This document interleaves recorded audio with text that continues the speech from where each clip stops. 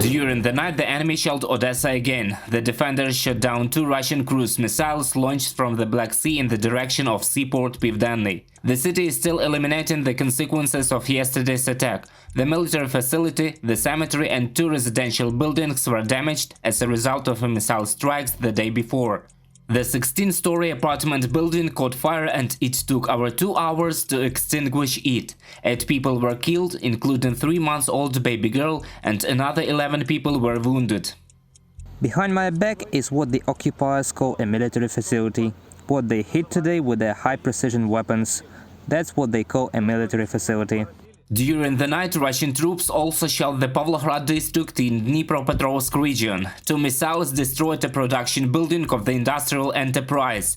Another one hit the railroad infrastructure. A 48-year-old man was killed. 8 buildings were destroyed. 3 cars and 1 truck were found under the debris. Another missile also hit the outskirts of the village in the region the day before and left a crater in the ground which was over 4 meters deep. The gas pipeline was damaged. The attacks on Kharkiv also do not stop. The occupiers continue massive shelling of warehouses and residential areas in the city and the region. As a result of yesterday's attacks, according to preliminary data, 7 people were wounded, another 3 were killed in the Chuhuiv and Derhachi districts. Saltivka district, northern part of Saltivka, and other districts were hit again.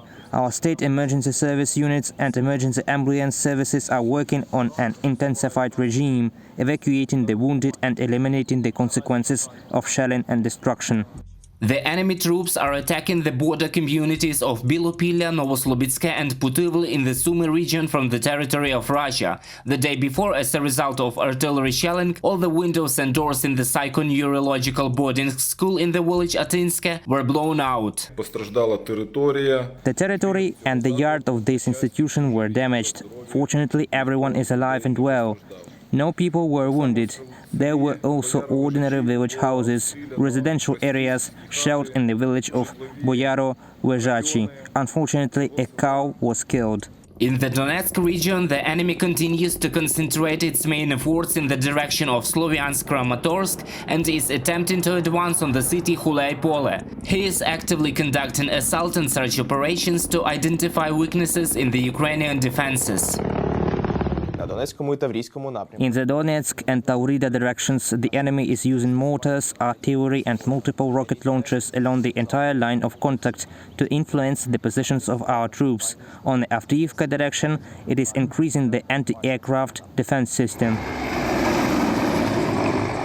The enemy continues shelling and blockading Ukrainian units in the Azovstal area in Mariupol. It carries out strikes in particular from long-range aircraft. There are more and more destructions in the city due to the attacks. It smells of burning. I didn't even recognize my street corner. Lots of attacks were. There were 12 shellings in the Luhansk region during the past day. Due to yesterday's artillery attack on Hirska and Solota, 6 people were killed and another 2 were seriously wounded. The enemy has also increased offensives in Serodonetsk and Popasna directions, with heavy fighting occurring there. 2 women were found under the debris in Popasna, but they could not be saved. At least 7 residential buildings and a police station were destroyed. In addition, there were hits in houses in Serodonetsk, Lysychansk, Novodruzhsk and Rubizhne. Reported by Roman Smoler, Natalia Voloshina, UATV.